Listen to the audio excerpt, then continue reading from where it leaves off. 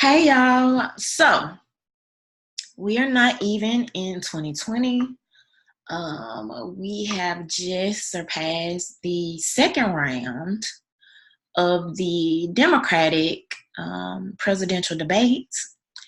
And yet it should already be painfully and obviously clear to you that the corrupt social media, mainstream media, and tech giants have basically already picked their golden child, who they would prefer to be the nominee, which is Kamala Harris. They have been effectively shadow banning people like Tulsi Gabbard, who basically had her standout moment in the last debate and was, one of the most top Googled candidates. But anyway, let's just take a look at this so y'all can know what's going on. So this is from thehill.com. Tulsi Gabbard sues Google over censorship claims. Okay, so this was written back on July 25th. Tulsi Gabbard, a 2020 presidential contender, is suing Google over claims that the tech behemoth violated her right to free speech. In a federal complaint filed Thursday in the U.S. District Court for the Central District of California, Gabbard alleged Google censored her presidential campaign. Like, this is mind-boggling. Google censored her presidential campaign when it suspended their advertising account for several hours last month. A Google spokeswoman pushed back on Gabbard's claims in a statement to The Hill, attributing the brief suspension to sudden, large spending changes that set off Google's automated systems. Y'all believe that? Y'all believe it? How long have these people been doing this? We have automated systems that flag unusual activity on all advertiser accounts, including large spending changes, in order to prevent fraud and protect our customers. In this case, our system triggered a suspension and the account was reinstated shortly thereafter. Gabbard's lawsuit marks the first time a presidential contender has sued a large technological company over such claims. If you've been rocking with me for a while, if you know anything about the censorship that has been going on with Google, YouTube, Facebook, Twitter, you wouldn't believe this. This would not be shocking to you, okay? The Hawaii Democrats' principal campaign committee, Tulsi Now Incorporated, is suing Google, accusing it of violating her First Amendment rights, along with a litany of violations under California law. Gabbard's lawsuit reflects a narrative typically espoused by Republicans. See, this is what they want y'all to believe, but I've told y'all, okay? I've told y'all several times, this does not just affect Republicans, but you do have certain Democratic politicians that would like you to believe that, because yes, this tip of the scale does tend to favor the Democratic nominees, but it's just not the truth, okay? Anytime, particularly as I've seen on YouTube, if you stray even a little bit from the mainstream media narrative, you have the potential to be shadow banned. You have the potential to be censored, okay? Regardless of party affiliation. Many of whom have spent years claiming that the top tech companies in the world routinely censor their perspectives. President Trump has long accused the companies of discriminating against himself and other Republicans, and last month held a social media summit dedicated explicitly to the issue. That's how bad this whole censorship thing has become. They literally had to have a freaking summit at the White House just to address this. Few Democrats have gotten behind the charges, mostly passing them off as conservative talking points and pointing out there's little evidence beyond individual anecdotes to substantiate the claims. In a statement, Gabbard's campaign pointed out that the suspension of her advertising account came shortly after the first debate last month, during which Gabbard was one of the most searched Democrats. Do y'all know like how significant that is? First of all, we live in a culture where kind of like everything is like right now because we're like constantly being hit with information. So in social media, if you are not only in that moment, you can really lose that buzz. So this is so freaking significant. If people are watching the debate and right after they are searching her and they want to go donate to her campaign and you can't find her campaign, so she should sue for damages. That is very significant. For hours, as millions of Americans searched Google for information about Tulsi, and Tulsi was trying through Google to speak to them, her Google Ads accounts was arbitrarily and forcibly taken offline. Throughout this period, the campaign worked frantically to gather more information about the suspension, where basically they ended up giving her very inconsistent answers from Google. But anyway, Gabbard is seeking $50 million in damages, okay, from Google. The lawsuit comes as Google is already facing intensifying scrutiny from Capitol Hill and federal regulators over potential antitrust concerns, okay? So, and this also says lawmakers and experts have been raising concerns over big tech's role in the upcoming elections after trolls and foreign actors manipulated the top platforms to spread misinformation during the 2016 presidential election.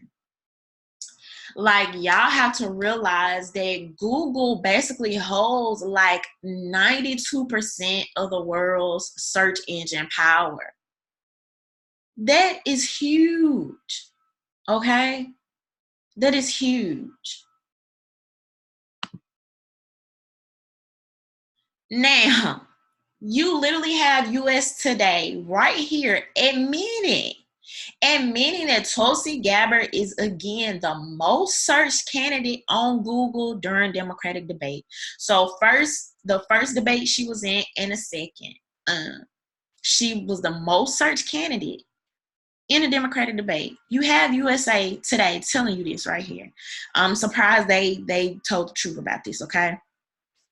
Most searched candidate on Google after her night on the Democratic debate stage in Miami last month, and she took the honor again after the primary debate in Detroit on Wednesday. Before Wednesday night showdown between 10 of the 25 Democrats running for president, former Vice President Joe Biden was the most searched candidate in all but 7 states. Gabbard was next, followed by Kamala Harris and Cory Booker. But during the debate, the Congresswoman from Hawaii stood alone as the most Google candidate in all 50 states. So y'all see this, right? Y'all see this. Tulsi Gabbard talked about it herself. Following the last 2 debates, Tulsi has spiked to #1 in Google Trends, showing America is hungry for her message of ending wasteful wars in the nuclear arms race. Join us to ensure she makes a donation requirement for the September debate. Now y'all see that. But somehow in Twitter world, that just didn't make sense to people. It didn't make sense. Even after we saw with our own eyes, we saw her literally have her stand out moment and destroy Kamala Harris at the debates. For some reason, it's so hard to believe that real people could be talking about this on Twitter.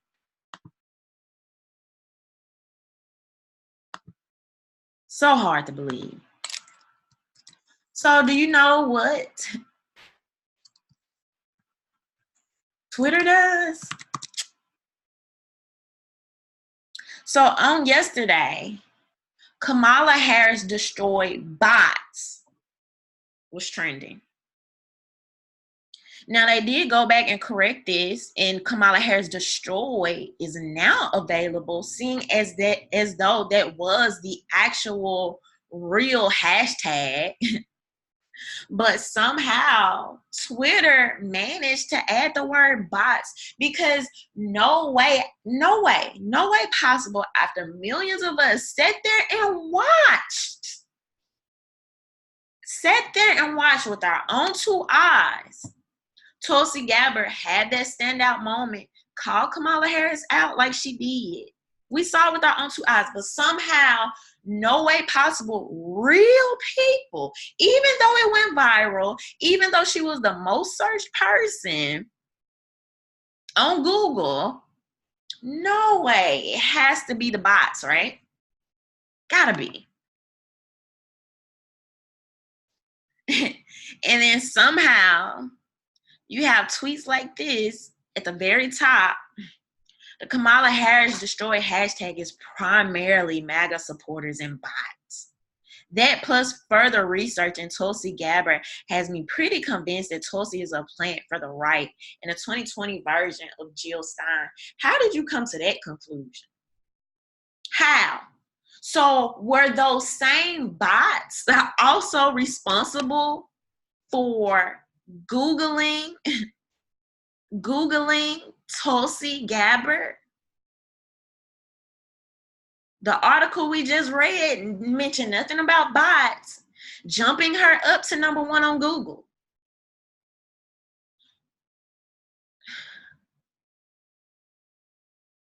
Most of Kamala Harris destroyed tweets are coming from Trump's MAGA and Russian bots. This is what they do. They will make you believe that what you see with your own eyes is not real. Of course, it's the bots. People don't have a real interest and concern in somebody like Tulsi Gabbard, somebody that did a great job at the debates, somebody that's very poised, speaks well, is not a warmonger, a veteran, loves this country, but somehow can't be real people, can't be people other than MAGA supporters, has to be bots. Okay. So not only are they trying to make us believe that Tulsi Gabbard is some type of what did this guy say? Plant, okay? Not only are they trying to make us believe that, but of course her number 1 supporters are bots. All right. It's been clear, super clear, that CNN is pushing her, giving her these softball questions. But now, after that, they are now trying to make Tulsi Gabbard an aside apologist.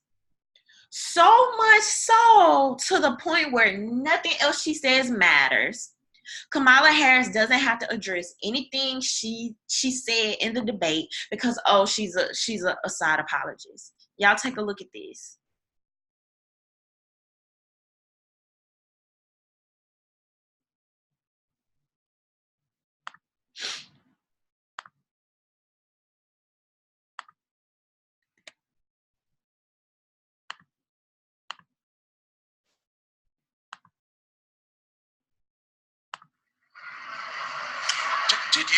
Did you expect that from Tulsi Gabbard? Had you had interaction about that in the past? And how do you think it went? Well, I mean, so this is basically them addressing what happened at the debate. Listen, this is going to sound immodest, but I'm obviously a top-tier candidate, and so I did expect that I would be on the stage and take hits tonight because there are a lot of people that are trying to make the stage for the next debate. Yeah, for a lot of them, it's do or die. Well, yeah, and especially when people are at 0 or 1% or whatever she might be at. And shady boots, especially when people are at 0 or 1%. Okay, girl. So I did expect that I might take hits tonight. But, listen, I think that this coming from someone who has been an apologist for an individual, Assad, who has murdered the people of his country to like cockroaches. She who has embraced and been an apologist for him in a way that she refuses to call him a war criminal.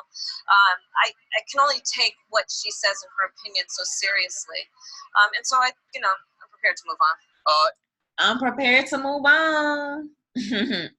I don't really have an answer for you, so let me try to pull something out of thin air to say that I can just look over everything she addressed me about. I'm ready to move on. I don't want to address my actual record. I don't want to answer the question. I don't want to face this head on. I want to divert attention to something completely different that has nothing to do with this. It makes no sense, but I'm going to say it anyway because I know CNN is going to let me get away with this because I'm their golden child. They're not going to hold me to any type of standard. They're not going to make me address this. They're going to let me get away with that BS. This lady she still has not addressed this question in the debates, nor did she address or answer it here. With all the time in the world, you're sitting here, you've had time to think about it now, that the way Tulsi Gabbard roasted her, that probably played through your head so many times. You had time to come up with an answer by now. But what do? You completely, just ignore it. You completely deflect. And this is what CNN allows the top tier candidate to do. That's some BS. So in that case, every single time anybody, particularly Tulsi, addresses her, oh, you're a side apologist. I don't have to answer that. Next question. A side apologist. Oh, she's a side apologist. She's still here? The side apologist? Really? Really? And then just imagine, right? Since we want to deflect so hard, just imagine if the criminal justice system came up, or for that matter, anything dealing with Black people. Tulsi can be like, you know what? You have a horrible record when it comes to the African American community. You're a dirty cop apologist. Next question. Can't even take you serious. You have a horrible record when it comes to the African American community. Horrible. Next question. Like, do y'all see how ridiculous that sounds? Then you have people like the Washington Post writing hit pieces about Tulsi Gabbard. Tulsi Gabbard's Syria record shows why she can't be president. Can't be. Not why it may be hard to be. Not why people may have concerns. Oh, she can't be president. That Syria record. Like, are you kidding me?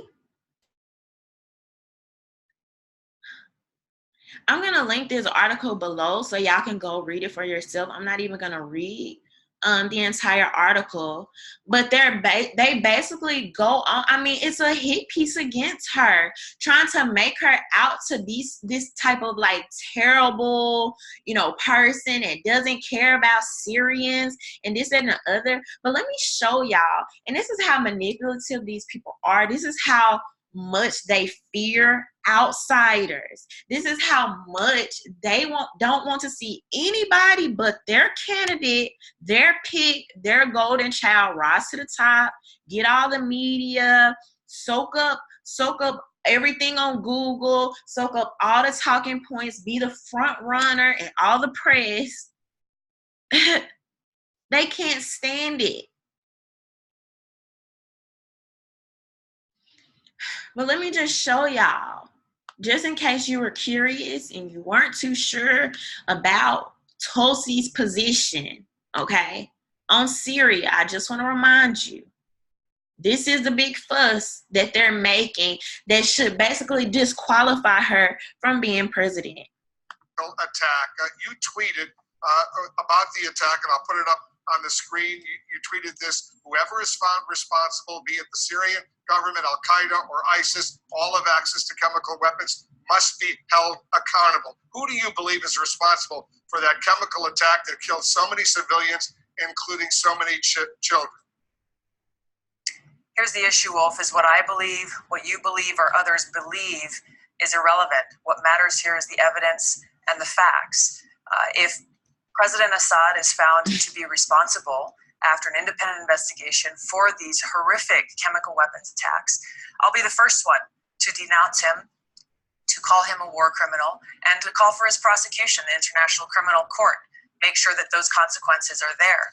But the key is now with President Trump's reckless military strikes last night, it flew directly in the face of the action that the UN was working on at that time to launch an independent investigation, to find out exactly what the facts are, who was involved and who was responsible, so that the appropriate consequences could be levied. So, Congresswoman, when the Pentagon says it was the Syrian regime of Bashar al-Assad who was responsible, when the Secretary of State says that, the President says that, they all conclude that they have the evidence to back it up. They say Assad did it, his military did it. You don't believe them necessarily. The last time I checked, Wolf, Congress had the authority and the responsibility for declaring war, for authorizing the use of military force. So whether the president or the Pentagon or the Secretary of State says that they have the evidence, the fact remains that they have not brought that evidence before Congress. They have not brought that evidence before the American people, and they have not sought authorization from Congress to launch this military attack on another country. So I think y'all get it. I mean, God forbid, a leader is pragmatic, logical, sensible, not quick to judgment, asks questions. God forbid. Because in this backwards world, for some reason, that's wrong. Wanting to go through Congress is wrong. Not being quick to judgment is wrong. And it appears to somehow disqualify you from being president. After we can clearly see what's happened in Libya, what's happened in Iraq, after we can clearly see that statistically, oftentimes, regime changes don't work. But God forbid a leader that wants to bring evidence. I know that's a foreign word to a lot of people these days, but evidence and facts before Congress and the American people. God forbid. So, as y'all can see, clearly, if you Google Tulsi, if you hashtag Kamala Harris destroyed, if you support Tulsi, if you want more information about Tulsi, you are either clearly a Russian bot or quite possibly a Assad apologist. But those are my thoughts. Leave your thoughts below. Don't forget to subscribe. Bye.